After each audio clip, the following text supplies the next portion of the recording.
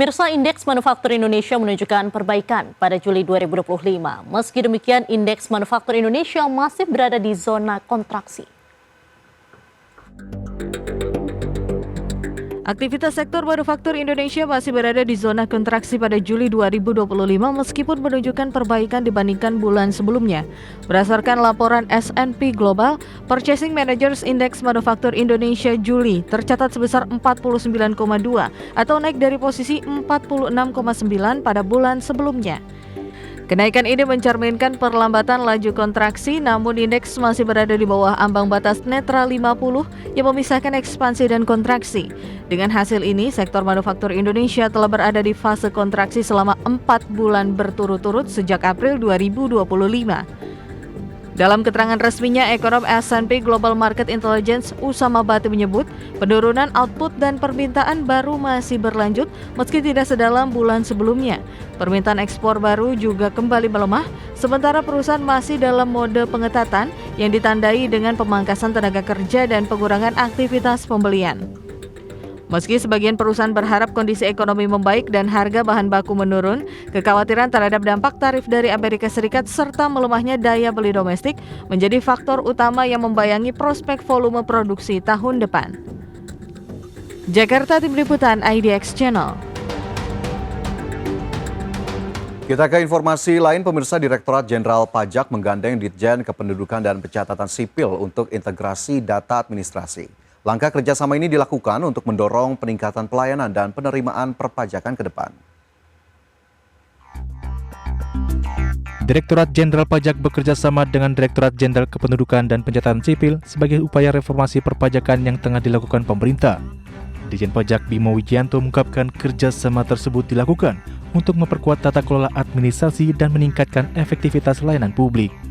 Ditjen Pajak menilai penguatan basis data melalui sistem Cortex sangat penting untuk mewujudkan sistem perpajakan yang lebih akurat dan efisien.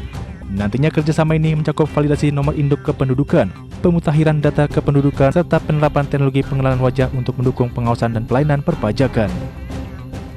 Dengan semua kementerian lembaga sebenarnya interoperability, kemudian integrasi data itu kita lakukan terus-menerus sehingga pelayanan publik itu menjadi semakin cepat, semakin pasti, semakin murah, katakanlah begitu. Jadi di luar itu memang setiap 3 tahun sekali itu kami perbarui. Kemarin kita perpanjangan 5 tahun sekali ya. Jadi ini yang merupakan nota kesepahaman dan juga perjanjian kerjasama yang memang betul secara ongoing, periodically kita revisi dan kita kembangkan. Dukungan penuh terhadap pemanfaatan data kependudukan oleh Ditjen Pajak diharapkan dapat dimanfaatkan untuk berbagai kepentingan strategis. Sebelumnya, pemanfaatan data Dukcapil juga terbukti dapat mendorong peningkatan pelayanan publik, alokasi anggaran, hingga penegakan hukum dan pencegahan tindak pidana. Dari Jakarta, Raharjo Patmo, Tim Liputan IDX Channel. Pertama, pemirsa, Badan Pusat Statistik melaporkan surplus neraca perdagangan barang pada Juni 2025 mencapai 4,1 miliar US dollar.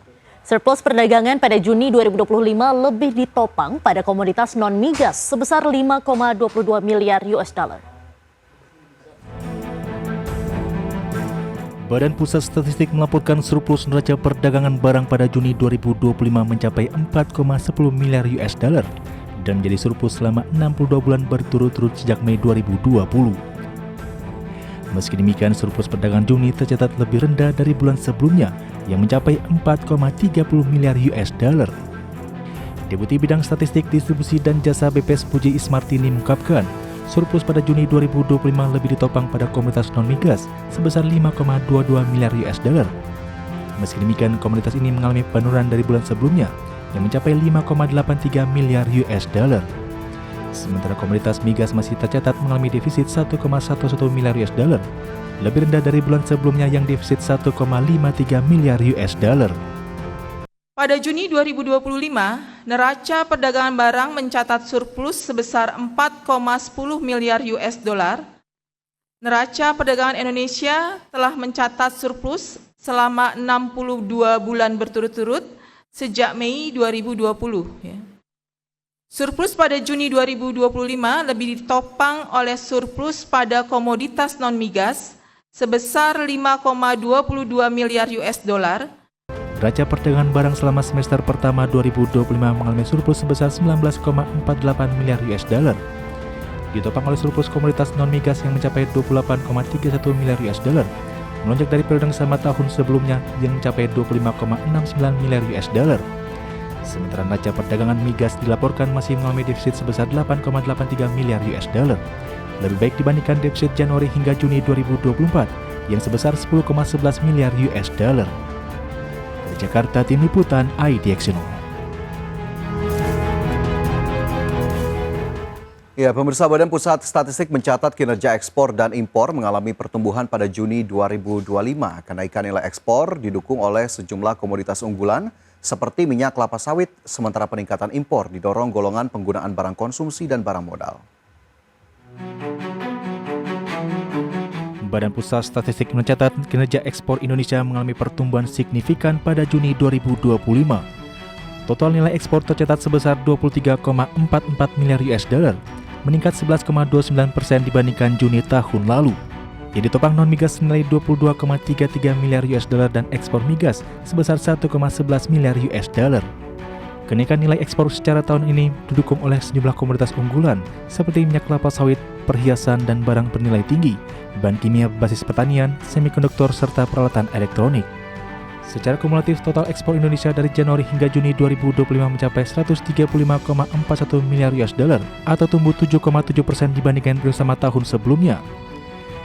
Ekspor non-migas tercatat sebesar 128,39 miliar US dollar atau tumbuh 8,96%, sementara ekspor migas sebesar 7,03 miliar US dollar atau turun 11,04%. BPS juga mencatat nilai impor Indonesia pada Juni 2025 naik 4,28% dibandingkan Juni 2024 atau mencapai 19,33 miliar US dollar. Kenaikan nilai impor pada Juni 2025 ditopang nilai-nilai impor migas sebesar 2,22 miliar US dollar atau turun 32,07% secara tahunan. Sementara nilai impor non-migas mencapai 17,11 miliar US dollar atau meningkat 12,07% secara tahunan.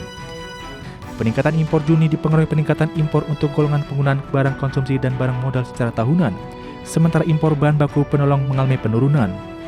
Secara kumulatif, nilai impor sepanjang semester pertama 2025 sebesar 115,94 miliar US dollar atau naik 5,25% dari periode sama tahun lalu. Impor migas tercatat sebesar 15,86 US dollar atau turun 11,91% dari tahun lalu, dan impor non-migas tercatat tumbuh 8,60% dari periode sama tahun lalu. Dari Jakarta, Tim Liputan IDX Channel.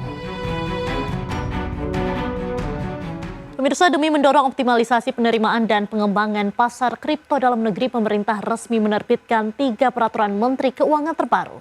Dalam peraturan tersebut, Ditjen Pajak mengenakan pajak penghasilan 1% atas aset kripto di luar negeri, sementara di dalam negeri hanya 0,21%. Pemerintah resmi menerbitkan 3 peraturan Menteri Keuangan terbaru yang merevisi pengaturan perpajakan atas transaksi aset kripto. Staf ahli Menteri Keuangan bidang kepatuhan pajak Yon Arsal menjelaskan bahwa ketiga regulasi ini diterbitkan sebagai respon atas perubahan status aset kripto berdasarkan Undang-Undang Nomor 4 Tahun 2023 tentang penguatan sektor keuangan. Dalam undang-undang tersebut, aset kripto yang sebelumnya dikategorikan sebagai komoditi kini diklasifikasikan sebagai aset keuangan digital setara surat berharga, sehingga tidak lagi dikenakan pajak pertambahan nilai atau PPN. Namun meski tidak lagi dikenakan PPN, aset kripto tetap dikenai pajak penghasilan atau PPh final pasal 22. Besaran tarifnya yaitu 0,21% dari nilai transaksi jika dilakukan melalui bursa kripto dalam negeri, dan akan dikenakan 1% apabila dilakukan melalui bursa kripto luar negeri.